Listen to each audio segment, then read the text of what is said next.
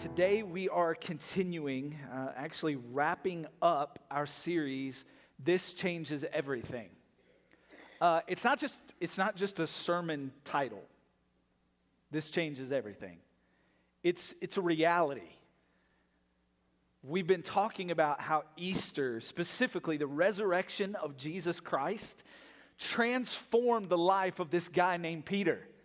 And the great news is, as we look at the life of Peter, we see pieces of ourselves, right? We see those moments where we've stuck our foot in our mouth. Amen? Anybody? Yes? No? Just me. That's awesome. We see those moments where we knew we were supposed to do one thing, but we did another thing. And then we go, come on, what is wrong with me? So we feel this connection to Peter because he's not like some superhero. He's a real man. And as we've walked through this series, This Changes Everything, the hope is that we've discovered by looking at Peter how the same can apply to our lives. That the resurrection really can change everything. That it's not just something we celebrate once a year and pack a room full of people and sing about this Jesus. That we actually do begin to believe that what he did changes everything. So we're wrapping that series up today, and we're going to head to John's gospel once again. We're going to go to John chapter 21. The gospel is just a record of what we call the good news, the story of Jesus and his ministry. So if you've got a Bible, you can turn to John chapter 21. If you want to, you can pull out your phone or a tablet, and you can actually find the notes for today and all of the scriptures in the Bible app if you look us up there. But John 21 is where we are going to start today. And I just want to read a little portion to you to kind of kick this thing off, okay? It says in John 21 and verse 1, after this, what is this? This changes everything. What is this? After the resurrection. Now, there were lots of other events going on, lots of things taking place. But what we're talking about is, again, after the resurrection, after this, listen to this. Jesus revealed himself again. Everybody say again. This right here is already cool. We're already getting into some really neat territory, okay? Let me just throw this out to get us going, all right? I'm going to throw a picture up here. See if everybody recognizes it. Maybe not everybody will recognize this picture, but some of you will. Raise your hand if you know who these folks are right here. Wave it real high. That's good. Put your hands down. If you don't know who they are, raise your hand real high. This is awesome. I love that we have like this diversity in our church. Don't worry, we're going to educate you, all right? All right, everybody who knows who these folks are, go ahead and shout it out on 3. 1, 2, 3. There we go. We got the crowd, the Avengers. All right? Superheroes. We got the Guardians of the Galaxy. We got Black Panther up there. We've got Spider-Man. Oh, and we got the Hulk. We got all these great characters. Now, all of you who are Avengers fans and have watched all 22 movies, say woohoo. Weirdos. I'm kidding. I have two. Okay? So let me ask you a question. If you are a Marvel movie fan, there's something that you know about every Marvel movie. Up to this point, up to Endgame, you know something about every single Marvel movie. And that is that once the movie is over, you need to do what? You need to wait. You got to stick around because something's going to happen, right? Every single one of those movies, we get what's called a post-credit scene. And those post-credit scenes introduce us or reintroduce us to someone who was not a part of the previous story, right? And they're brought in to move us along. We go, ooh, look. We get all excited because someone pops up on the screen that we haven't seen that whole time or we haven't seen before at all. And we're like, oh, this is going to be good. And you're telling people to shut up and be quiet. Listen to what they have to say. Here's what's cool. When you read the book of John and you hit chapter 20, as you get to the end of chapter 20, it feels like the perfect place to stop. See, all this group of Christ's followers are all gathered together. To some degree, they're hiding for fear of being found by the same religious leaders that killed Jesus. They're hanging out, they're hiding, and there's this one dude, there's always one dude, there's one guy in the room that's like, I don't believe he's alive. Y'all are a bunch of liars. They're all like, no, the tomb's empty. There's nothing there. We heard Pastor Andy preach about this a couple weeks. Nobody's there. And he's like, no, y'all are ridiculous. His name's Thomas. And he says, I'm not going to believe anything until I get to see the scars. And so in classic Jesus fashion, he's like, boom, check it. He shows up. Shows him the scars. He says, touch them. Put your hand in my side. It's me, Thomas. Stop doubting. Believe. And Thomas worships him. And he says, my Lord and my God. And John concludes chapter 20 with, these are written so that you may believe that Jesus is the Christ, the Son of God, and that by believing you may have life in his name. Roll credits. Right? But if you're smart, out of nowhere, a post-credit scene shows up. Chapter 21. A post-credit scene shows up. Why? Because the point of the post-credit is to move us toward the end game. See what I did there? Anyway, the point of this scene in chapter 21 is that we need to hear from someone that we haven't heard from in a while. We need to hear from one character. We need to hear some more of his story, because his story, listen to me, church, is where the resurrection meets real life.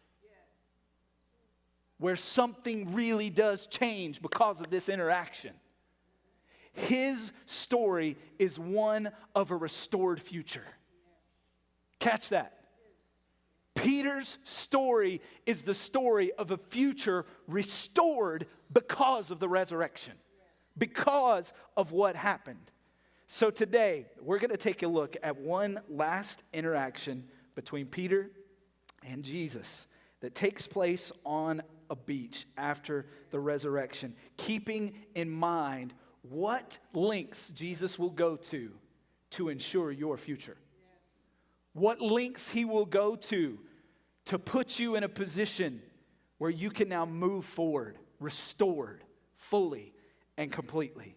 So the first thing that we want to catch, we're just going to work through this story as we go today. We're going to compare it to some other spots throughout the New Testament. But the first thing that we need to catch is that when it comes to your future and getting you to your future, Jesus will remind you of where you've been. Okay? Jesus will use those things in your past to trigger something in your mind and in your heart. And some of you are like, well, I don't know Jesus. Maybe you're watching online and you're like, I don't know Jesus. That's why I'm watching this. I'm trying to figure out what you weirdos are all about. Thank you for watching. Jesus will use things in your past to bring you to himself. Check out verse 3. Look at this. So it says, Jesus revealed himself again to the disciples. And then it outlines the story. John writes for us what happened. It says in verse 3, Simon Peter said to them what? Yeah, it's there. Try again. Simon Peter said to them what? I'm going fishing. Peter was a redneck. Peter's like, I'm bored. I'm going fishing. Let's go get on the boat. The rest of the fellas say, all right, let's go. And they load up and they head out to go fishing. Now, for some backstory, for those of you who may not have this, fishing is what Peter didn't just do for fun. It's what he did for a living. It's who he was. That's how he made his money. That's how he went about life, was fishing. Before he followed Jesus Christ, this is what he did. So, after the traumatic experience of watching his friend and teacher executed on a cross, after discovering that his friend and teacher was alive, the one that changed his life was alive again, after all of the thoughts running through his head, knowing that he had failed his teacher, and his friend. Peter says, I'm just going to go back to what I did before. I'm just going to go back to what's familiar to me. Now, there is no question in my mind that maybe some of you right here today, some of you at our online campus, that's where you are. You're in this place in life where you're discouraged. You feel like a screw up. You're in this place in life where it's all falling apart anyway, and what you thought was going to be the plan is surely ruined at this point. So why not just go back to what was? Why not just go back to what you knew, the people you knew, the habits you knew, the way of life, whatever it was. I've screwed it up now anyway. I'm just going to go back to what I knew before. Miserable in that which is comfortable. Here's what's cool about going back to what's comfortable, especially after you've had an encounter with Christ. He will take that which is comfortable to reveal himself again. You'll go back to old ways, old patterns, old thought processes, and Jesus will go, see, I'm going to get you. He'll grab your attention using what you're familiar with. Take note of where they were. Look at verse 1. They went back fishing. Where did they go fishing? It tells us Jesus revealed himself again to the disciples by what? The Sea of Tiberias. Now again, we got to do some context work here. There's another name for the Sea of Tiberias, the Sea of Galilee. That's what we typically hear it referred to as, is the Sea of Galilee. Now, the last record we have in John of what's going on is they're about 78 miles south of this location where we're reading in John 21. So they've intentionally headed back to this place. You know, it doesn't sound far, but for them, it wasn't like they could just hop in their Prius and head down the road. This was a couple days' journey that they had made at some point. We don't know how long the time period was, but they've ended up back at this place, the Sea of Galilee. Note what was said in verse 5. I love this. Jesus shows up. They don't know it's Jesus yet. And he says, hey, y'all got any fish? That's what he says. Your translation may read differently. But he hollers out onto the water and he says, you guys got any fish? Now, let's just pause here, take a time out, okay? We know what they didn't yet. They didn't know this was Jesus, but we do. So question, why did Jesus ask that? It's Jesus. Y'all tracking with me? Why did Jesus need to say, y'all got any fish? Jesus knew they had no fish. He was fully aware of this fact. And yet he says, did you guys catch anything? Parents, have you ever asked your kid a question? Jesus.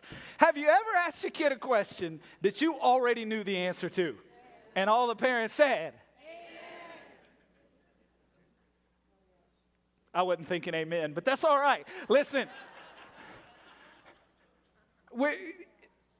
We've asked our kids these questions before. Maybe we've said, hey, how did you do on that quiz? And they start like, I don't remember. I don't understand. You took it yesterday. How did you do on that quiz? Right? Some of y'all are like, he's been in my house. No, I just have some. Or maybe you say, hey, did you have any trouble at school today? Like, what does she know? Right? Look at you again. You say, did you eat all that broccoli? Yes. Here's why we do that. We ask the question we already know the answer to give someone an opportunity to be honest with themselves. That's going to come into play later. We ask questions that we already know the answer to, not because we need to hear the answer. We need them to know the answer. Jesus said, y'all got any fish? The first clue he gives them. Wait a minute, what? Why is he asking that? What's going on here? So you got to notice where they were, Sea of Galilee. You got to notice what was said. Hey, do you have any fish? And also what was said in verse 6. He says, do you have any fish? They say, no. He responds, cast the net on the right side of the boat and you'll find some. Whoa. Whoa. What is going on here? Now, you say, well, that wouldn't have cued them into much of anything. It totally would have. And let me tell you why. Write it down. Go read it later. Luke chapter 5. Luke chapter 5. Go and read it later. Because in Luke chapter 5, what goes on is Jesus was ministering. He had been doing all this work, just preaching and teaching and all of this stuff in Galilee. And so he is hanging out by the Sea of Galilee. And he sees some guys in a boat in Luke chapter 5 before Peter and Jesus had ever had an interaction. Jesus in Luke 5 says, hey, why don't you throw your net out on that side of the boat and you'll catch some fish.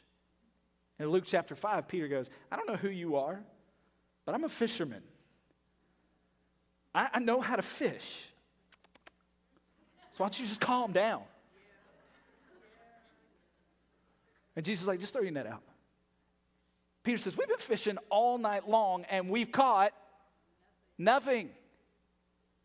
But okay, I'll entertain your little silly throw it on the other side nonsense.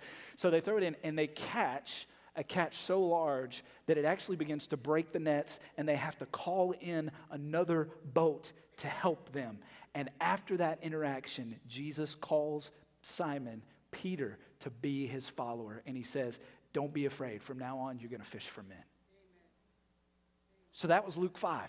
Now, John 21, after the resurrection, they hear this. Immediately, John goes, Peter, you know who that is?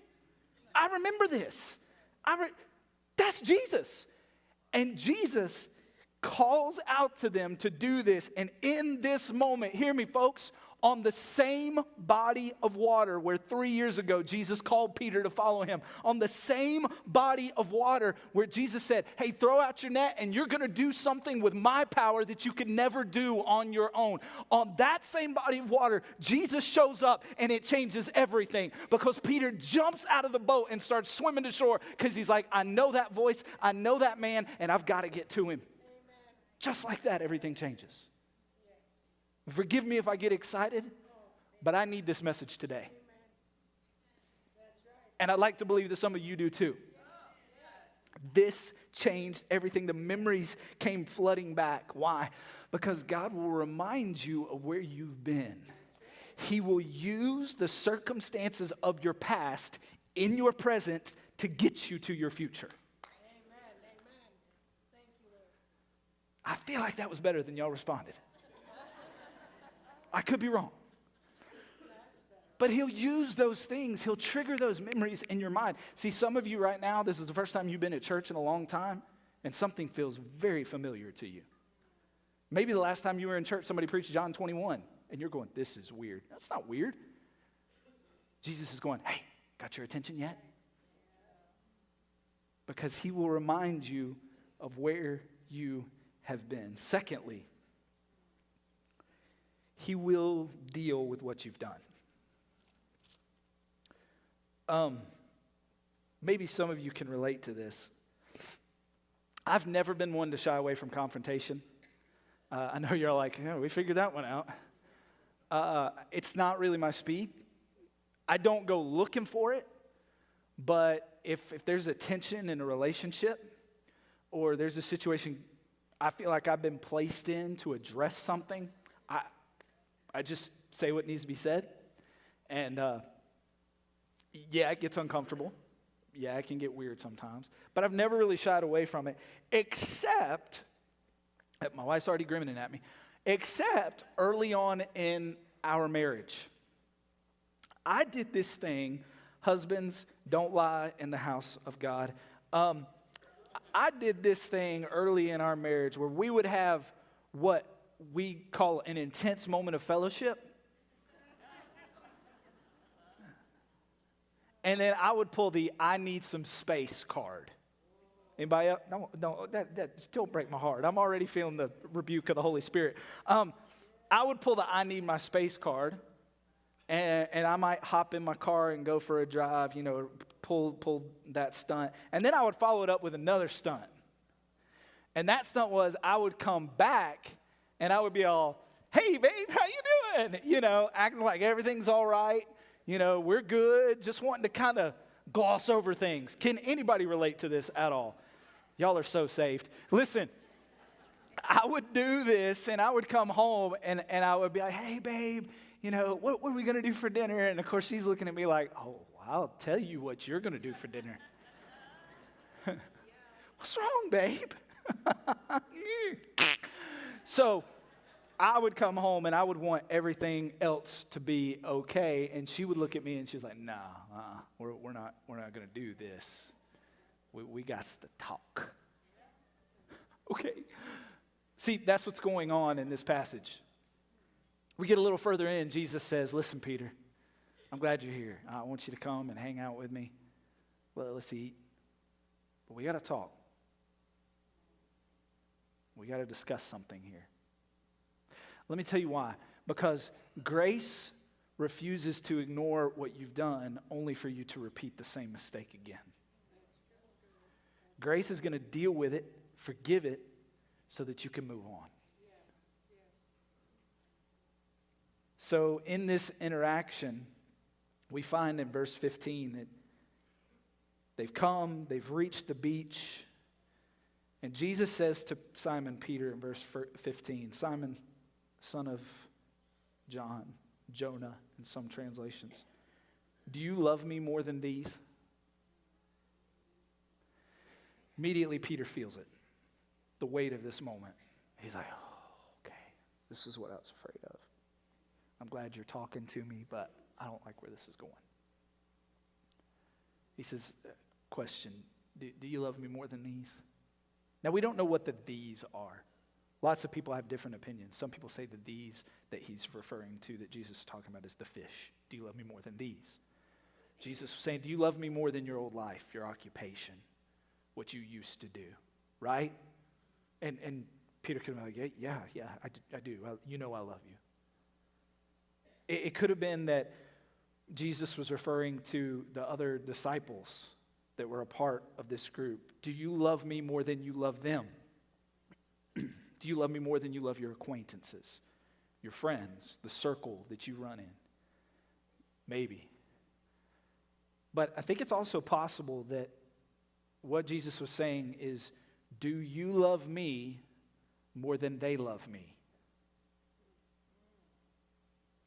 You say, why would Jesus do that? He would never put them against each other. He would never compare them. And I thought that too till I started studying this a little bit. And the fact of the matter is, it's possible that Jesus was saying, do you love me more than they do? Because there was a previous experience where Peter said exactly that. Boastfully, pridefully. The night that Jesus was arrested, you can read it in Matthew chapter 26. Jesus said to all those who were with him, "You will all fall away because of me this night. It's written, I'll strike the shepherd and the sheep will be scattered. The followers will be scattered. But after the resurrection, after I'm raised up, I'll go before you in Galilee." And Peter responded to this, that all of you will fall away. Peter says, though they all fall away because of you, I won't. Modern translation, I don't care what the rest of these knuckleheads do. I'll never leave you. I've got your back, Jesus, because I love you more than they do. Like, you don't understand how much I love you, Jesus. John, I'm not sure about that one. He's weird. But I love you. So it's possible Jesus was presenting this question to Peter in this moment, because even in that moment of pride, Jesus had to respond and say, no, Peter, you'll fall away too. In fact, this very night before the rooster crows, you will deny me 3 times. 3 times you're going to say, I don't know you. I don't know you. I don't know you.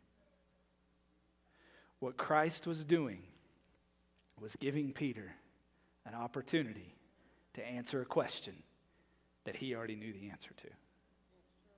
He was giving Peter an opportunity to get honest with himself, to address his own sinful pride and boastfulness, and to say, listen, you know where I am, Jesus. He says that repeatedly. If you read the passage, Jesus says, do you love me? Peter says, you know where I am. You know I love you. Interestingly, this whole conversation happens, look at verse 9. Verse 9 tells us that the entire interaction happens around a charcoal fire. You know that the only other time that phrase, charcoal fire, is mentioned in the entire New Testament is the night of Jesus' trial. It's the only other time you'll find a charcoal fire. Was the night that Jesus was tried.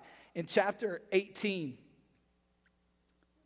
we read, now the servants and officers had made a charcoal fire because it was cold, and they were standing and warming themselves. Peter also was with them, standing and warming himself.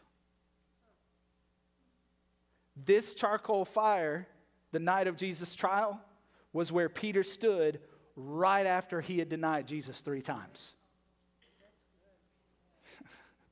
Here's the thing. Let me simplify it. By one charcoal fire, Peter denied Jesus 3 times. By another, he's about to discover Christ still has a plan for him. Isn't that amazing how God will use those kinds of things in our lives to go, hey, come here. Even in moments where he has to correct us, as he was doing with Peter. And then, notice, church, it's not coincidence. 3 times before the rooster crowed, 3 times Peter denied Christ. And in this occurrence, by a charcoal fire, once again, Jesus asked Peter 1, 2, 3 times, do you love me? He offers Peter a chance at redemption, an opportunity to say, I want to cast off what was. I want to deal with my past so that I can move forward into what you have for me, God. What you have for me, Jesus Christ. But I know I've got to deal with this stuff first, because that's the thing. For God to move us into our future, we can't just gloss over what was. We've got to address it so it can be forgiven and then forgotten in the mind of Christ. And then he can move us forward. And he says 3 times, do you love me? And 3 times he says, then I want you to take care of my sheep. Do you love me? Yes, then take care of my sheep.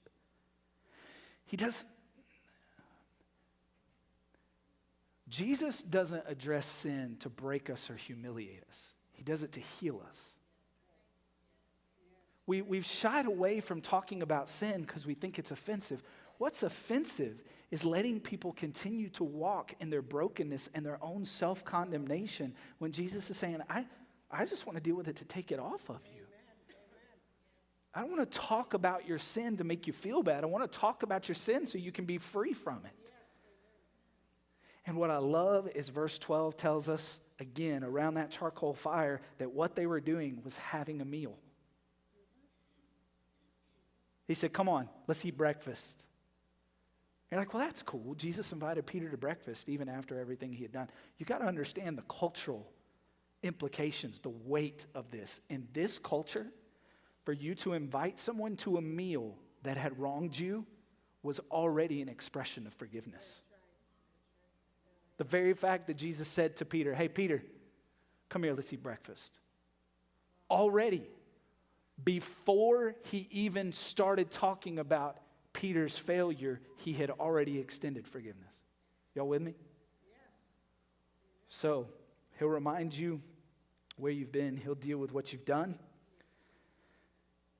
And then let me give you this one. He'll meet you where you are. This one gets me excited. Will y'all forgive me if I start throwing stuff on this? Just kidding. I'm not going to do that. Maybe. We'll see. Verse 15 through 17 records that exchange of Jesus asking Peter, do you love me? Peter responding, yes, Lord, you know that I love you. Peter, do you love me? Yes, Lord, you know that I love you. He keeps saying, Simon, son of Jonah, Simon, son of Jonah. Interestingly enough, I was having this conversation with Greg the other day. Greg was like, that's weird that he kept calling him Simon, son of Jonah, instead of Peter. Like, he named him Peter. Why did he do that? And I was like, that's a good point, Greg. I got to figure that out. You know what I figured out? I didn't figure it out. Somebody smarter than me figured it out, and I wrote it down. This is what's interesting. He keeps saying, Simon, son of Jonah. Do you realize that the last time that Jesus used that phrase was when he was asking his disciples, hey, who am I? And Peter pipes up and he says, you're the Messiah. And Jesus responded, Simon, son of Jonah, blessed are you, for this was not revealed to you by flesh and blood. It was revealed to you by my Father. It's like Jesus is going, hey, I'm going to reveal something to you again. You're going to see something again right here in this moment. So the first time Jesus asked the question, Simon, do you love me? Simon says, yes, I love you. But it's not that simple. First time Jesus asked the question, he says, Simon, son of Jonah, and he uses a word that some of you who have been in church know, some may not. He says, Simon, do you agape me? Agape just means, do you love me with this sacrificial, unconditional kind of love, right? That's what agape means. And Peter responds, but he doesn't say agape. Peter responds and he says, yes, Lord, you know I phileo love you, meaning I'm fond of you. I admire you. Jesus says, I'm asking you a question. Peter's like, well, yeah, I like you. Y'all ever had one of those weird relationships? I had one in the 8th grade. I won't rehash it right now, but where you're like, you really like somebody, and they're like, do you like me? And they're like, oh, you're all right. Love you, baby. Mwah. Y'all can go ask her about that one. Listen, we've all been in those situations where we're like, I just love you. Oh, that's so sweet. Pull a Han Solo. I know you do. Like, you know what I mean? Just weird, awkward. Jesus is like, do you unconditionally, sacrificially love me? And Peter's like, you all right? Second time, Jesus says, Peter, got a question for you. Simon, son of Jonah, do you agape love me? Peter's like, oh, I really, really, really admire you. Phileo again. Third time, Jesus says, do you phileo me? He changes the conversation. Jesus pulls back. How many of you have ever been in a situation where you just had some really unrealistic expectations? Raise your hand. Good. I was reminded of how bad I am at this literally just yesterday. We were heading out to dinner and we were discussing a place that I will not name because I won't. We were talking about dinner and my wife mentioned this one place. I was like, oh, I do not want to go there. The last time we were there, it was awful. It was awful. And she looked at me and she has this cute grin that she gives me when she's like, oh, you're being unreasonable. She's kind of smiled at me. She's like, first of all, the last time we went was 3 years ago. And what you are calling awful was you felt like the onion could have been cooked a little longer. Like, you don't have to be mean about it. I do that. I've got a friend who shall remain nameless, but may be on the staff of Upward Christian Fellowship that actually refused to go to Zaxby's for a while because they charged 10 cents for a dipping sauce. I will not return there. And he might be your lead pastor.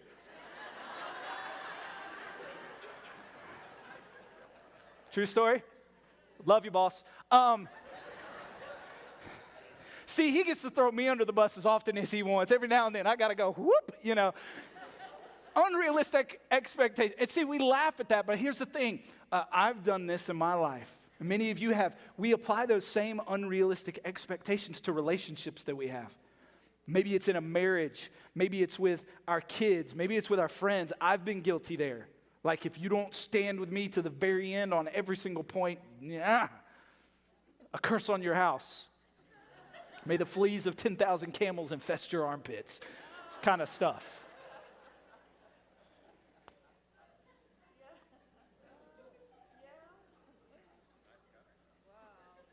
Just unrealistic expectations that we place on people. I think sometimes we do that when it comes to following Jesus. We make it harder than Jesus made it. Don't y'all love that when I bring you from laughter to just smack? We make following Jesus harder than Jesus made following Jesus.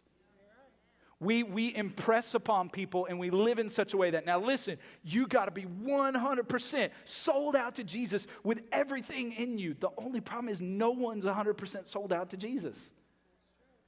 And if you have that moment, you're like, well, I am. Well, then I say at least 1% of you still struggles with pride.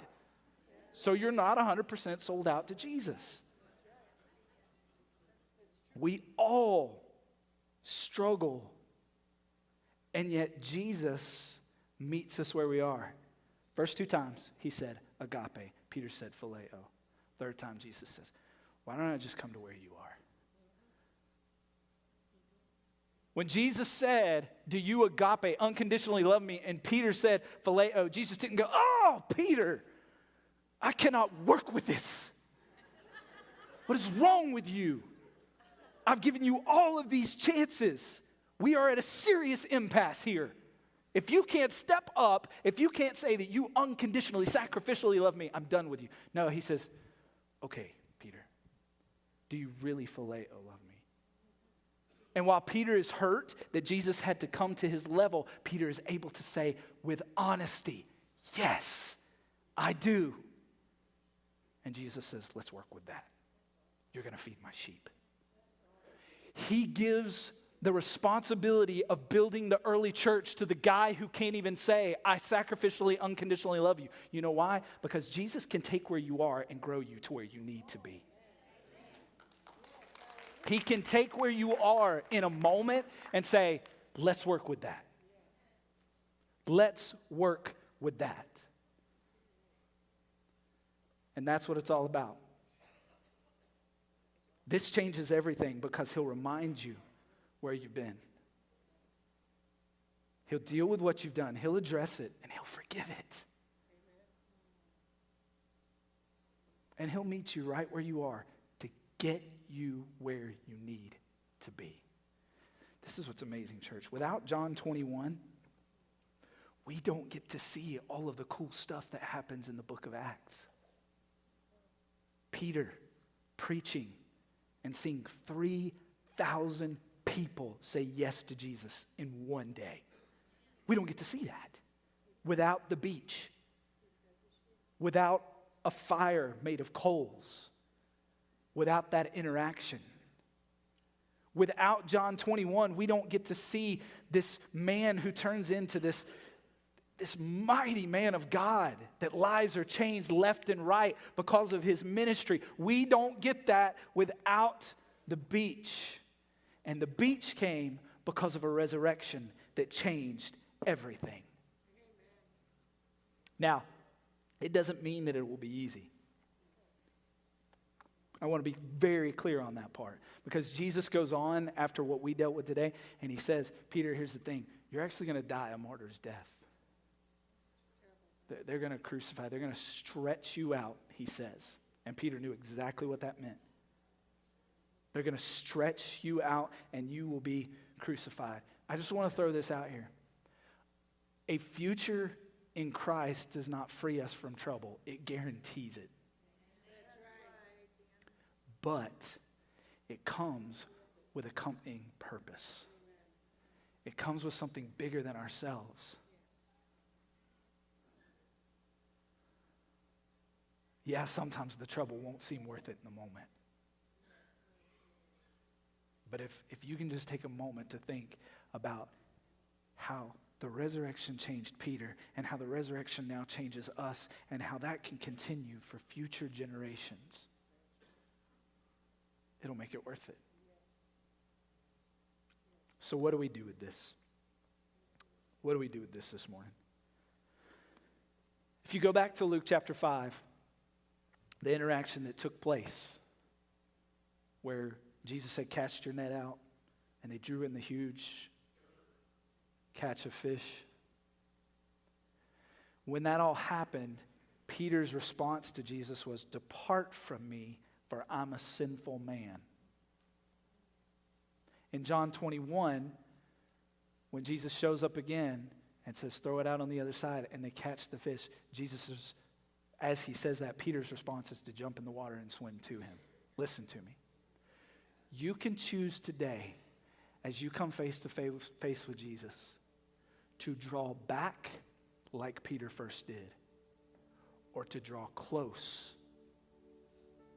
as Peter did once he knew it would change everything. There are some questions that you've got to wrestle with today. How is Jesus trying to get your attention? That's your action step for this week. You want to write it down? You want to make a note of it? You want to come get a copy of my notes? How is Jesus trying to get your attention right now? Perhaps it's a person you haven't talked to in a long time, in years, and all of a sudden they've come back into your life. And you feel this disconnect. You feel like you failed, you feel like you've screwed up, or you just feel distant from God. And all of a sudden this person's back in your life. This person who loves the Lord is pointing you towards Christ. Maybe it's a place. Maybe suddenly a new route that you're taking keeps running you by that old country church that you grew up in. And Jesus is like, hey, I'm trying to get your attention. How's he trying to get your attention? Answer that question this week. What have you done that you need to let him deal with? Some of us are carrying the weight of a failure, a sin, a stupid decision that Jesus is saying, let's just deal with this. Let me take it off of you so that you can move forward into a restored future.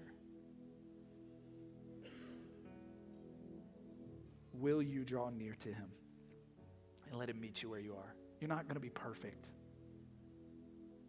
You don't have to be perfect to come to Upward. More importantly, you don't have to be perfect to come to Jesus.